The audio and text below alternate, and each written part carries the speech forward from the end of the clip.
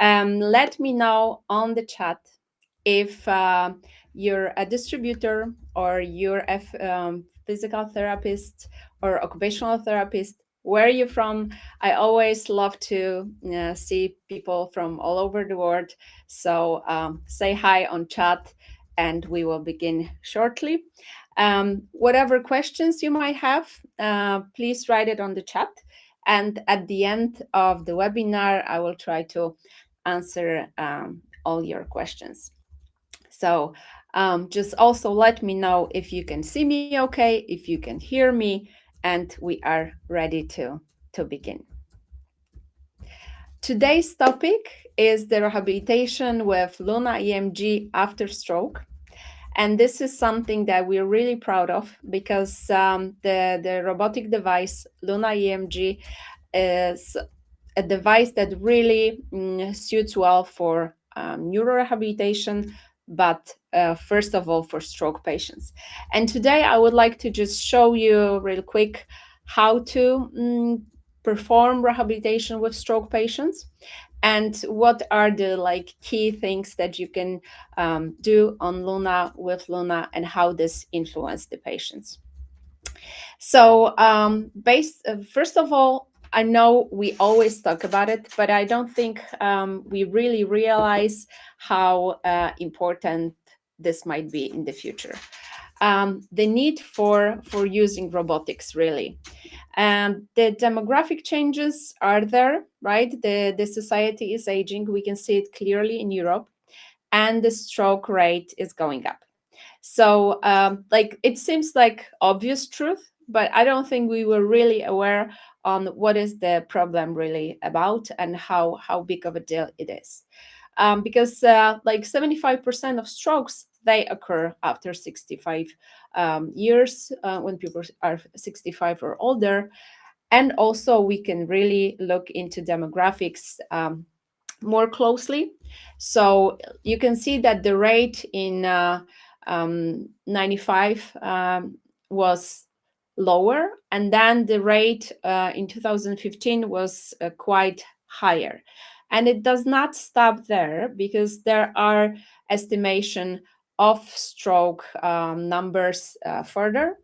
And we look in 2035 and we see how the numbers goes up. You can see which countries will struggle the most, and we see that it's Europe, right? And Poland is there, right? Germany seems to have quite high rate as well. So we see that this is coming, and it's not going to be any easier. So the need for using robotics would be mostly because of that, but also because we want to be more effective in treating it. So in a way, to do it the best possible way, we need to provide a high dosage and quicker recovery for those patients. And this is the most important advantage of using robot technology. And we see that this is a step forward in rehabilitation. And why is it important? You probably already know that that's the only way to really influence neuroplasticity, which we will discuss in a moment. But we see that, for example, for standard PT, we kind of get around 32 repetitions during 1 hour. It's kind of like mean values for that. And with robotics like Luna, we get 6 repetitions during 10 minutes, right? So we can really intensify that, and it's not just passive movement, and that's also really important. So only the repetitive movement, intense movement will influence neuroplasticity. And like I said, the passive movement will not influence reorganization of the cortex, so it needs to be active. And this was why we invented the EMG triggered robotic movement, right? So the patient is responsible to activate, to start the movement. The device will support the movement wherever the patient is really activating the muscles. And even with really weak patients, we can already achieve that with robotics. And we also know that the studies showed that robotic devices, especially the one based on EMG, can be more effective than conventional therapies, and it's because the fact that the patient is active and we can really influence the motor control, the spasticity, and go beyond limitation of the patients. So based on that, this is the direction that you can take in a way that, of course, you're not quitting the conventional therapy like totally, right? You add on, you make it more effective, you intensify it. So the robotic that we create, Luna EMG, is based on those principles, right? So we will use the neuroplasticity approach. We will look into motor learning. We will use it as the assessment tools for our stroke patients. And we will focus on training mostly on the structure, meaning muscle force, muscle coordination, range of motion. So those are the 4 things that I would like to discuss today and show you how you can really implement this device to stroke patient rehabilitation. So the neuroplasticity term that we use very often and that we build all the devices around is the ability of the nervous system to respond to internal or external stimuli. And it's happening anyhow. So what I mean is that if we have like injury, this will appear. It will happen. Even if we don't train, the neuroplasticity will start to take place. But with the right rehabilitation, we can really make it go the way we want and really be aware of how the recovery is really going and what kind of goals we want to achieve. But to just point out that with neuroplasticity, there are structural changes that occur in the brain if we really work intensively. So like increasing the number of synapses or the changes to dendrites or changes to axons. Those are the structural changes that happen like the most often. It might be some increased number of neurons, but this is quite rare. And also the new blood vessels come, so that supports the recovery as well. And there are some changes in the way how the neurons generate the action potentials. So that really happens when we're doing intensive rehabilitation. And we have even more information about this, that there have been studies about this, that if we go with 100 repetitions per day, this will significantly work with the reorganization and the functional improvements with the patients. So we already have this link, and we know that the rehabilitation is really influencing that. The second way of working with the stroke patients will be working through motor learning. And we have this great clinic in Germany that also is really working with that approach.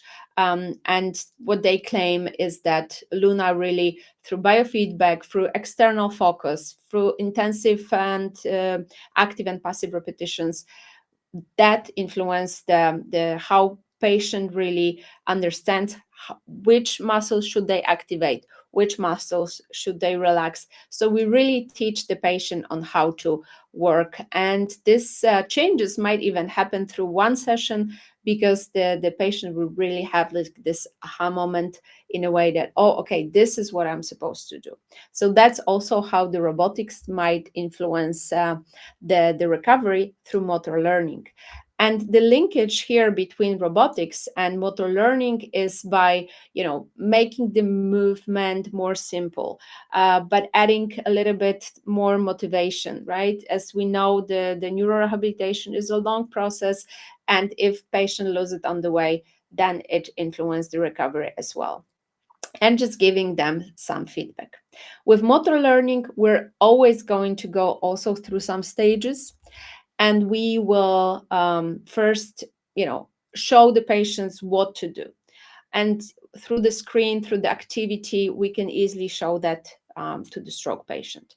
Then we can teach how to do it. This is more of adjustments, how the skill is performed, and there are programs out there how to activate one muscles, how to relax other muscles, how to work on antagonists. Those are like those 2-channel EMG protocols that we have implemented in Luna. And then we, of course, go in towards the automation of the whole movement, but it can start on Luna. The third area that we have with Luna is the assessment for stroke patients. And what we will look mostly would be how the patient activates the muscles, what is the muscle force, what is the range of motion, is there any issues with proprioceptions? So we can use those exercises, those tests on Luna to look into those things. And what we also implemented are like protocols for assessing. And one of it is just initial evaluation, that we look at the patient at the beginning, and I will show you this to you in a moment. But we will also have some protocols for isometric muscle force tests, for some spasticity tests, for EMG tests. So this is something that is like pre-programmed, and you can use it out there. And one of the tests that we're having implemented in Luna is the initial evaluation test. So what we do, we put the EMG on the patient, and we will ask the patient to be active, and there will be 3 repetitions during the patient needs to go with his maximum isokinetic force up, and this will kind of give us the information. What is the muscle force? What is the muscle activity? What kind of exercises we should implement with this patient throughout the therapy? And this is also something that Luna will give you at the end in the report. Like, those are recommended exercises for this patient. So with that patient, you can see that there will be like 3 stages that the patient needs to be active during those phases. And then on the screen right away, we will see the muscle force, we will see the activity, and the device will bring back passively through the starting position. And through those 3 repeated movements, we will get standardized tests that we can repeat after a while and have this, we can see how the patient improved. So after this test, you will see the reports, right? So how was the activity in each repetition, and how was the muscle force in each repetition. And it will show you on the screen, like, does it go through the flexion, right? What is the muscle force of flexion, and what is the activity out there? And you can adjust this test according to your needs. What do you want to assess? This is also very nice for research. So in the report at the end, you will see what kind of exercises are recommended for this kind of patient, right? So and also you will have like general information. Is the patient innervated? Can the patient maintain the contraction? So all of this will come up based on this initial evaluation. And some information about the muscle force right away. So like mean values, maximum values. Another interesting assessment will be the muscle spasticity test that we came up with, kind of based on the Ashworth scale. So we can use 3 repetitions with different speeds. So like 10 degrees per second, 50 degrees, 100 degrees. So the machine will passively move the limb and the patient, and we can assess the resistance that the patient is providing. So what kind of rigidity or spasticity is out there. You can see those videos on our website in our knowledge base, right? So each test can be performed, and on the website you can see what are the steps and how to do it. And after that, you will get this training report, And in the report, there will be values for each of the phase and each of the speed. And if your version of Luna does not have those tests, let us know. We will send you a special code to activate those new features. Good. So that was the assessment, right? So we had neuroplasticity, motor learning, the assessment, and of course training, right? So with robotic device, with Luna, we will work through different training depending on the patient, right? So if there is no activity, we will always can go with continuous passive motion. If there is weak patient but with some activity, we will go with EMG assisted movement and go through resistive training. And also what we want to improve with our patient will be, again, muscle coordination, range of motion, muscle force. So we're building the training based on those kind of trainings and on different extensions that we can use. If you want to place this in the methodology of working with the stroke patients, you can look at this diagram here. And whenever we have a stroke, we should work through body function and structures. This will influence the activities. So like, walking on the stairs, and that will influence the participation. So Luna EMG will mostly take care of the structures, the body function, but that will influence all other stuff. Whatever you would have any problems with assessing the patient on how to adjust Luna to the patient, you can always look at some assessment in a way that you're assessing the ranges of motion between left and right. So here are some ideas on how to evaluate the deficits, right? Because I think important part is that we are looking at patient deficits and trying to support whatever there is needed, right? So if whatever you ask about the protocols for stroke patient, I would start with assessing deficits and then adjusting the exercises to those deficits. So here with this patient, you can easily see where is the problem, where was inflection in adduction, how he compensates wherever he works on the pronation, supination. So all those can be isolated and trained with Luna. I will also send you this presentation after the webinar so you can really see how the tests can be performed, how you can look at the patient to try to find those deficits and adjust the device in the best possible way.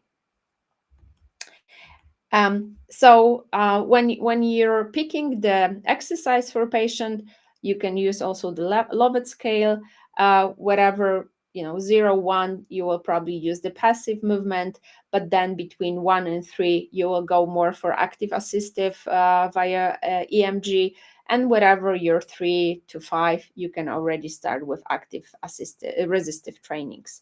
So and this is something we always say: we don't adjust the patient to the device. We adjust the device to the patient. So we see what are the needs and we address them. So that way you don't have to wait for the perfect patient for your robotic device. You will just easily adjust it. So, and those are like the typical positioning for the patient, right? So we always point out that it's important to stabilize patient in the right way, and you get this,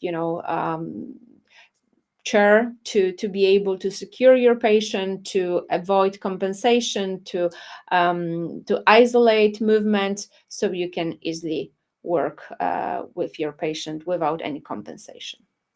And just some examples of the lower extremity training. Also nice stabilization, nice positioning, using the right muscles for activation, right? So here in extending, you will go with the rectus muscle out there, with the tibialis muscle for foot drop. So you can easily find a good positioning on how you want to work with the patient. And what I already point out is the fact that with robotics you can avoid a little bit better the compensation. Because if you work with the patient who is not quite sufficient for task-specific training yet, you might have compensation from the patient. And then again, you will work with negative neuroplasticity because the patient will try to achieve the movement and they will go with some compensation. So adding the Luna device into the whole process will help you prepare better your patient to task-specific training and then avoid compensation and really go with a good movement pattern at the end of the way. And what we always try to do here, we try to see if our approach is effective. And you might be familiar with the study we did. So we had the 30 patients with Luna, 30 patients without Luna. Those were stroke patients. And we could clearly see that the group that had Luna implemented in their training had lower spasticity at the end. Also, the muscles had like larger volume out there. So basically adding the robotic not only helps you with with the labor, but it also gives positive effect on the patient. And with the stroke patients, probably this patient already, but we can work on different approach. Here we mostly focused on the shoulder exercises, like you could see on the first evaluation videos. So we really worked here with the flexion, adduction, but also we work here with the foot drop. Whatever the deficit we could find, we were addressing this with this patient. And for us, it's important to really see the difference, and we can really see how the patient improved. In this case, the patient had lower pain after the rehabilitation and like higher ranges. The stroke patient often work also on the lower limb, and we have this nice webinar about how to work on Luna to improve your walking, right? So we kind of put this apart and work on different elements to improve patient. This patient also had some issues here, so we mostly focus on the lower limb rehabilitation and had improvement over 6 weeks. With that patient, we mostly focused on the upper limb, and we had really, through isolated exercises, we improved function, right? Because we improved range of motion, muscle force, coordination, and that influenced the function. In this case, was important for a patient to make a sandwich, to be able to pick things with his hand, and had nice results. And for the lower limb, patients work on, for example, not only one channel EMG exercises, but also like 2 channels. So here we choose 2 muscles, so like fibularis muscle and tibialis muscle, to activate at the same time to work on the foot drop in this case. And again, if you have problems with like choosing the right muscles for each exercise, on our website in the knowledge platform, you can find how to put electrodes, where to put them, so it's easy for you to adjust the device to the patient. And through EMG biofeedback, which is also possible to use there, you can work on whatever you find important for your patient as well. So maybe it will be like fascial palsy, and you want to work through the EMG biofeedback on that. So that's also possible. But you can work with pelvic floor, you can work with the trunk muscles. The EMG biofeedback can be applied anywhere on the body. And the question in regards to Luna, it's always like, okay, how about the spasticity? What if my patient has severe spasticity? So basically, if it's over 3 in Ashworth, then it's a contraindication. But if you're able to work with the patient manually, and you're able to stretch it and everything, you can work with Luna through the EMG assistive movement. And you can work with this spasticity, right? So like we see in the research that it will lower the spasticity. You can use both CPM, you can use reactive electromyography out there, 2 channels. So for antagonist muscle, that really relaxes the muscles as well. And if there is no hand function, then we also have this glove that you can use on the hand, and you can work with the grip a little bit better, and it will be easier for patients to hold the extension, right? Good. And at the end, it's always a question. Okay, so there are so many robotics out there. How do I know, like, which, how to adjust it to our patients? So because of the fact that we're using motors, right, you're able to work with the spasticity because you're able to move it, right? So whatever there are some sensor-based devices, they're not really able to work that good wherever there's spasticity. And also what we see that there is quite high compensation if in a lot of robotic devices. And from what we see, this is not okay, because repetitions matter, that's important, but right repetitions, right? So we should be able to provide a nice pattern, not only any kind. And so also to adjust this to the patient. So even very weak patients will be able to work through EMG triggered assistance movement on Luna. So that's important. And also the short setup time.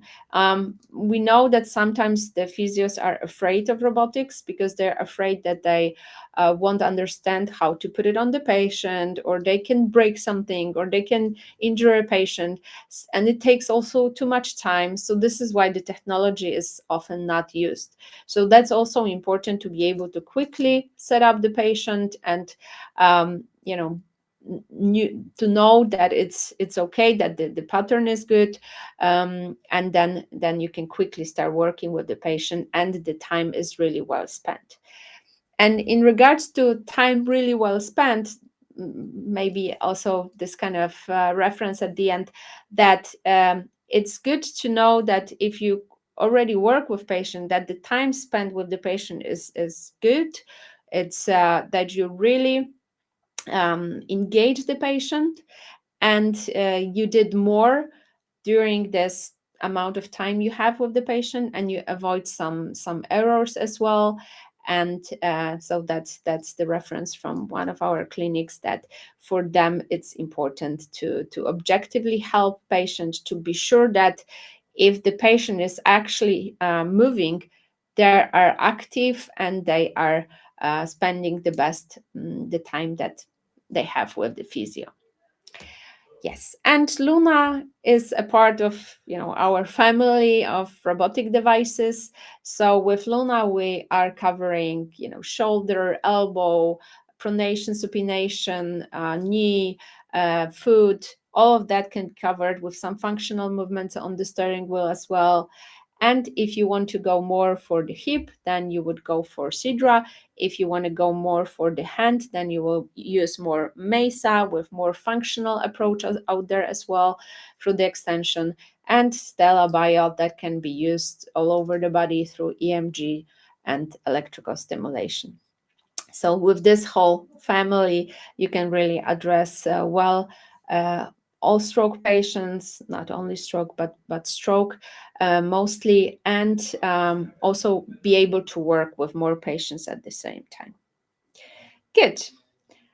That's the most important part of today, and kind of give you the overview on how to work with Luna with the stroke patients, and why is it important, and how we can help them. And so the robotics will really do their job. So now let me know if you have any questions. You can write them on the chat here. And also, I will send out the presentation through email, so you'll be able to look into this one more time. You can also write an email to me on my personal email that I will share here on the chat one more time. Okay. So that's if you would have like very precise questions, maybe you want to know more and some precise patient out there. Yeah, so you can write me this also by email. And like I said, on the website, we already positioned a lot of teaching materials, so you can try to go through EGZOTech.com and go through our knowledge base. You can also see there are previous webinars out there, or you can see what new will come in the future. So yeah, so you can join the next sessions as well. Good. I don't see questions today. It was either very clear or you are already quite familiar with the approach, with the how we work with the patient, and we really see that stroke patients are the main group for Luna EMG. In Poland, we have over 200 systems, and around the world, it's already a lot. So, and working mostly in Europe, in Asia, and Middle East. So yeah, and the experience we're gathering so far is very positive, and the patients are improving quicker. Good. All right. So again, if there are any, there's no questions today. So I will see you next time. Thank you for today, and let me know. Are there any more topics you want to cover? Which devices you want to implement? You can also reach out to us for more information, and we're in touch. All right, thanks a lot. You have a great one, and see you next time.